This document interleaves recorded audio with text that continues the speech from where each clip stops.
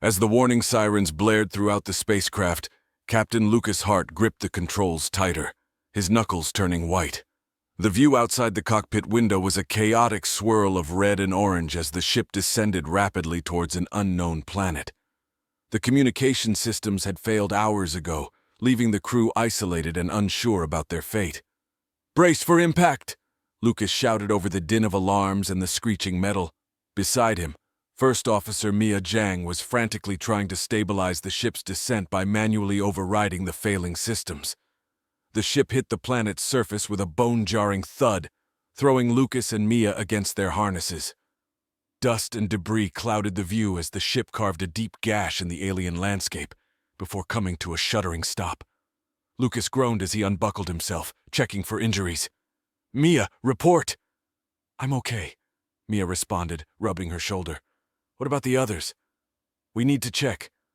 Lucas's voice was tense as they unstrapped and moved to the main cabin. The rest of the crew, biologist Dr. Samira Raj, engineer Thomas Alvarez, and geologist Dr. Ellen Choi, were already gathering their emergency kits, visibly shaken but unharmed. They exchanged brief nods of relief before Lucas took charge. "Status report," he demanded. "The hull integrity is compromised, communication is down, and we have no idea where we are," Tomas reported, his voice grim as he scrolled through the ship's failing diagnostics. "We need to establish a perimeter and check for any immediate dangers outside," Lucas decided, switching to survival mode. "Mia, Tomas, you're with me. Samira, Ellen, gather any supplies you can salvage. We might be here for a while." As they suited up in their protective gear, the hatch door opened with a hiss, revealing the world beyond their ship. The planet was breathtakingly beautiful, with vast forests of luminescent plants and towering crystal structures that shimmered in the planet's twin suns. The air was breathable, a lucky break that at least meant they wouldn't suffocate. Stepping onto the alien soil, Lucas, Mia, and Tomas were on high alert. The beauty of the planet was disarming, but their situation was dire.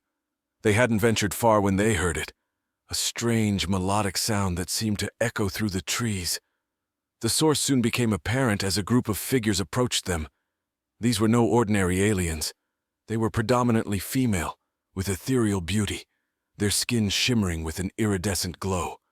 Their eyes were large and expressive, filled with a curious light, as they observed the astronauts. Lucas held up a hand, signaling his crew to stop. "Hello," he called out tentatively, not even sure if they could understand him.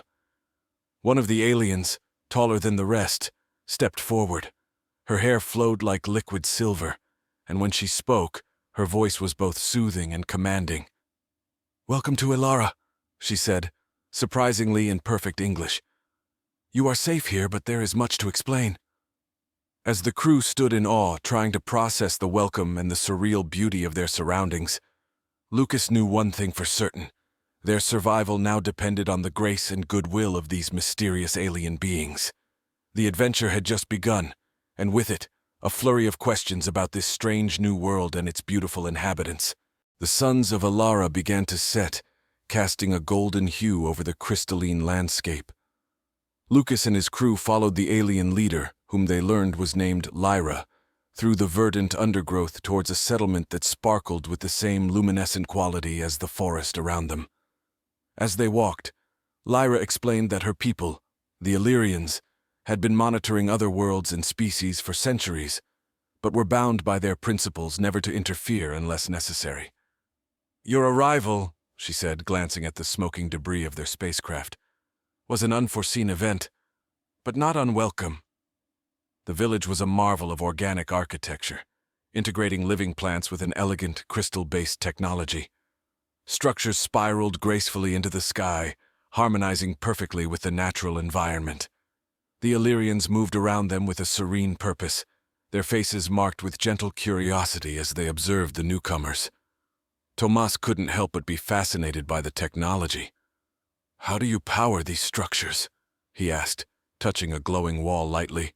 Lyra smiled, touching the wall in a similar fashion, which responded with a ripple of light.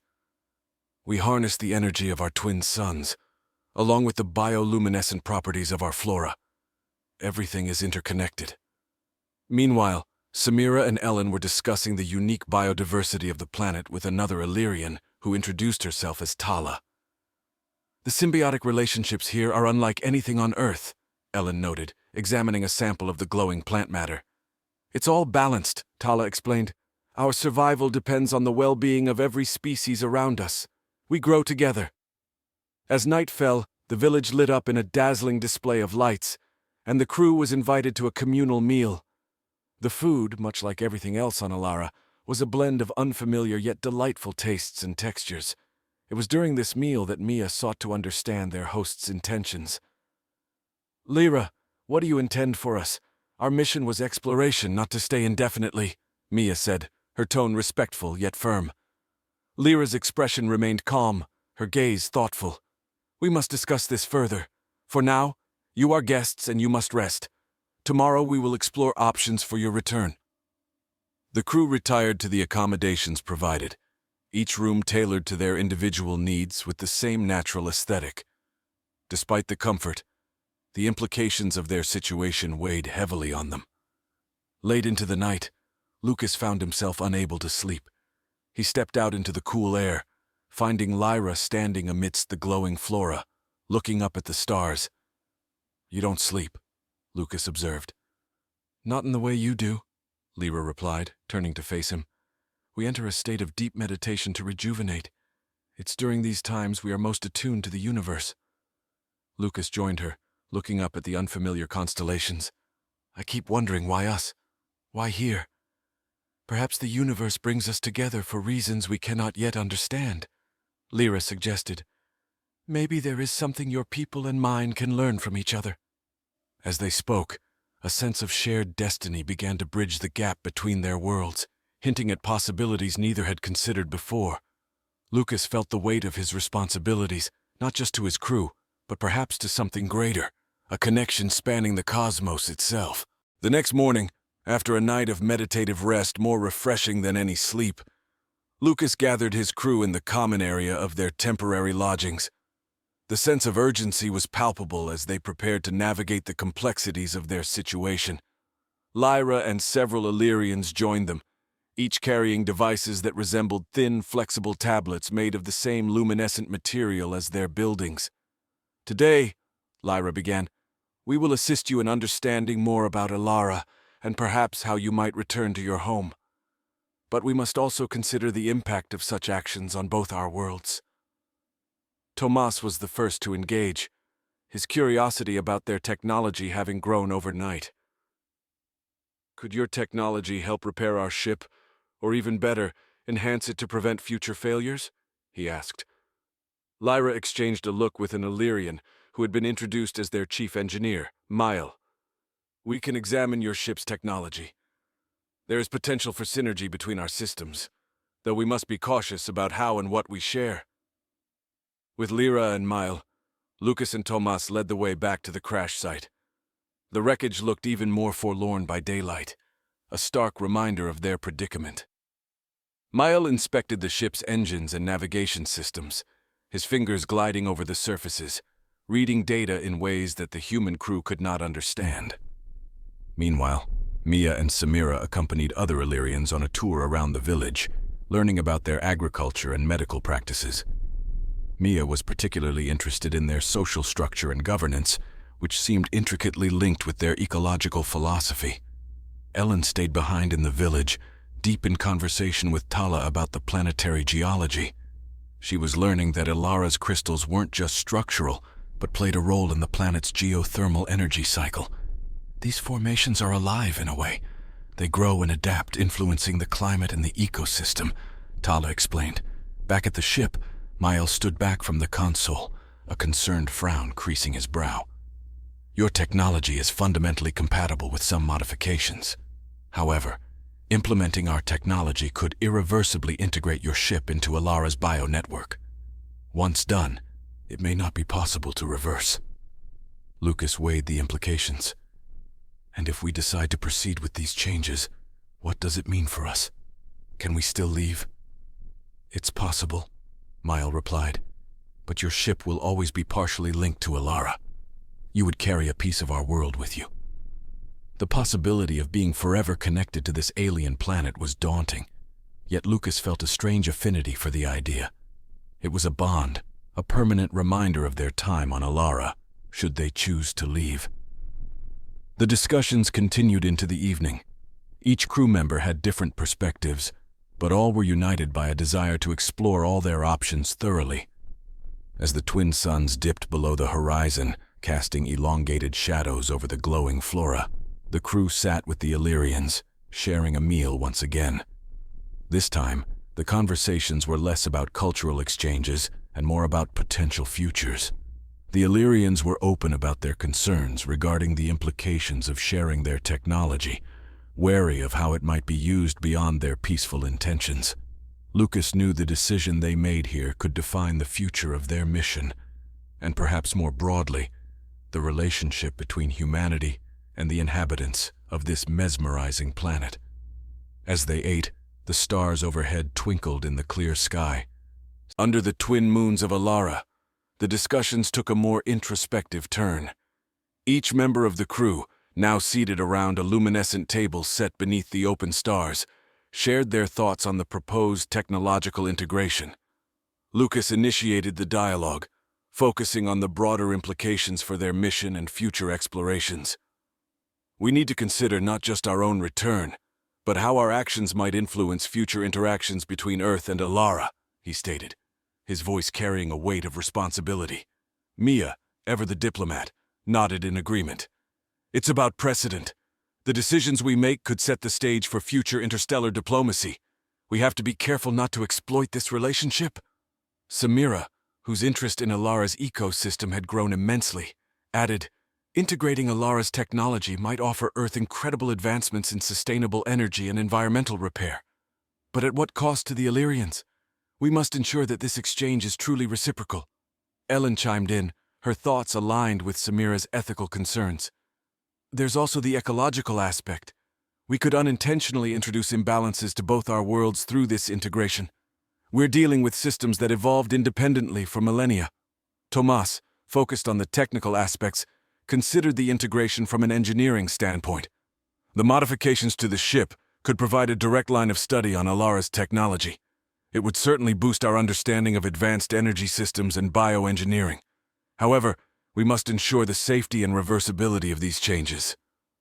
Lyra listened intently, her expression serene yet thoughtful. After everyone had spoken, she addressed the group. Your concerns are valid. We too have debated long on the implications of sharing our technology. Our primary goal is to maintain the balance of our world while assisting you. Any technology we share will be given with strict guidelines and safeguards. The conversation drifted towards the technical specifics, with Mile providing deeper insights into the potential modifications. The integration would involve embedding a biocore derived from our crystalline structures into your ship. This core would act not just as a power source, but also as a regulatory system for the biointegration. As the meeting drew to a close, Lucas proposed a period of further study and testing before making any final decisions. Let's start with non-invasive experiments. We can simulate the integration using external links to the ship without permanent changes. This way we can assess the impact step by step. Lyra agreed, pleased with their cautious approach. We will assist in setting up the simulations. Let's proceed with respect and careful consideration for all involved. The crew spent the following days working closely with the Illyrians, setting up simulations and observing the interactions between the ship's systems and the Illyrian technology. These experiments provided both crews with invaluable data and helped to build trust and understanding. As the tests progressed, the crew of the stranded spacecraft and their alien hosts found themselves entwined in a complex dance of science and diplomacy, their fate intertwined with the invisible threads of potential futures. As each test unfolded, the understanding deepened, pointing towards a horizon brimming with unknown possibilities and the promise of a new dawn for interstellar relations. In the laboratory constructed near the crash site, Lucas and his team, together with Mile and several Illyrian specialists, closely monitored the outcome of the first full-scale simulation. The lab, a hybrid of human and Illyrian design, buzzed with activity as data streamed in from the interconnected systems. The main screen displayed a virtual model of their spacecraft, now pulsing with a network of bioluminescent veins, a visual representation of the Illyrian biocore's integration. "Initial results are promising," Mile noted, pointing to the readings on energy efficiency and stability.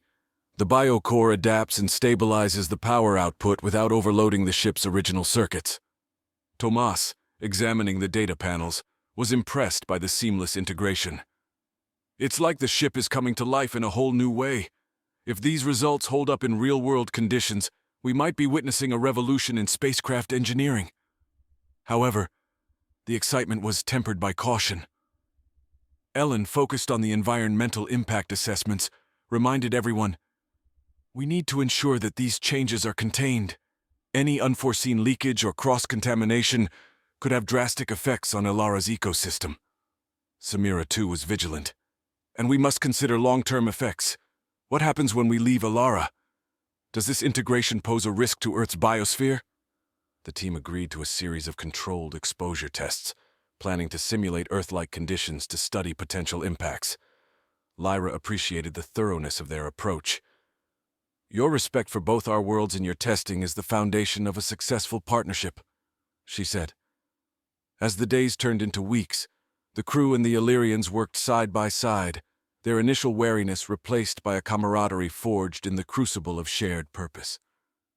Mia, who had been documenting the diplomatic aspects of their collaboration, found herself deeply involved in discussions about governance and technology sharing. These dialogues could serve as a model for future first contact protocols, Mia suggested during one of their nightly meetings. "We're not just creating a technical blueprint, we're drafting a new chapter in cosmic cooperation." Lyra agreed, seeing the potential for a broader dialogue. "Perhaps this could lead to a more formal alliance, not just with Earth, but with other civilizations as well." The simulation phase was drawing to a close. The final tests were designed to be the most rigorous, pushing the ship's systems to their limits to mimic the stress of a long-duration spaceflight. As the crew prepared for these tests, the anticipation was tinged with a bit of apprehension. On the day of the final test, the lab was unusually quiet. Lucas stood beside Lyra, watching as Tomas initiated the simulation. The screens lit up, data scrolling faster than before, and the virtual ship on display responded to the simulated stressors. Suddenly, a warning light flashed, and an alarm sounded. The biocore's reading spiked unpredictably. Mile quickly adjusted some parameters, but it was clear that something was amiss. "We're seeing a feedback loop in the integration circuit," Mile announced, his voice steady despite the tension. "It's creating an oscillation that wasn't apparent in the lower stress simulations." The team worked feverishly to stabilize the simulation, managing to contain the fluctuation before any simulated damage could escalate. Once under control, the atmosphere in the lab was a mix of relief and concern. "We'll need to analyze this," Lucas said, looking over at Mael and Lyra. "If we can't predict and manage these oscillations, the risk might be too great." The setback was a sobering reminder of the complexities of their task. As they gathered to discuss the next steps, there was a renewed sense. In the aftermath of the unexpected oscillation during the final stress test, the laboratory was abuzz with activity and analysis. Lucas and Mael led the effort, diving deep into the data to understand the source of the instability. They discovered that the feedback loop was triggered by an unforeseen interaction between the biocore and the ship's original navigation systems, which were not fully compatible under extreme conditions. "Looks like we're dealing with a compatibility issue that only surfaces under specific operational stresses," Mile explained, pointing to the detailed graphs on the screen. "The biocore attempts to compensate for fluctuations in the navigation system, leading to an overcorrection." Lucas nodded, understanding the gravity of the situation. "We need a fail-safe mechanism that can prevent this overcorrection without compromising the entire system," he suggested. Together with the Illyrians, the team developed a dynamic modulation system that could adapt to the oscillations in real time, providing a buffer that would stabilize the integration without stifling the biocore's functionality. The solution required additional modifications to both the biocore and the ship's firmware, a task that engaged both crews in a fervent burst of collaborative engineering. With the new system implemented, another round of simulations was scheduled. The atmosphere was tense as the crew and their Illyrian counterparts gathered around the monitors. This time the systems responded smoothly, even under the simulated extremes of space travel.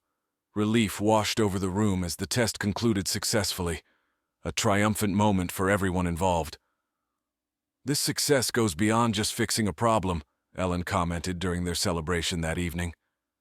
"It's proof that we can work through unexpected challenges and find solutions that respect the integrity of both technologies." As the integration was finalized and the repairs to their ship neared completion, Lucas took a moment to reflect on their journey on Alara. The accident that had marooned them here had transformed into an opportunity for unprecedented scientific and diplomatic advancement. He shared his thoughts with Lyra during a quiet walk through the luminescent forest. "We came here as explorers and found ourselves in need of help. What we found was a deeper understanding not only of your technology, but also of your philosophy of balance and cooperation," Lucas said, his voice filled with gratitude. Lyra smiled, her eyes reflecting the soft glow of the bioluminescent plants. "And we have learned much from you as well. The courage to explore the unknown and the determination to overcome obstacles. You have left a mark on Alara, just as we have on you." As the departure day approached, the crew made their final preparations, their ship now a hybrid of Earth and Illyrian technology, a symbol of their shared journey. The Illyrians gathered to bid farewell, each crew member receiving a small crystal pendant as a token of their time on Alara. "Carry this as a reminder of our world and the ties that now bind our peoples," Lyra said as she handed the pendants to the crew. "Let it guide you safely home and remind you that you always have allies among the stars." With their ship ready, Lucas gave the order to initiate the launch sequence. The engines hummed to life, powered by the integrated biocore, stable and strong. As they ascended into the starry sky, the crew of the spacecraft looked back at Alara, a beautiful world that had offered them sanctuary and a new beginning. As they set a course for Earth, Lucas felt a profound sense of accomplishment and hope. The mission had changed them all, forging new paths not only across the galaxy, but within themselves, ready for whatever new adventures the universe held.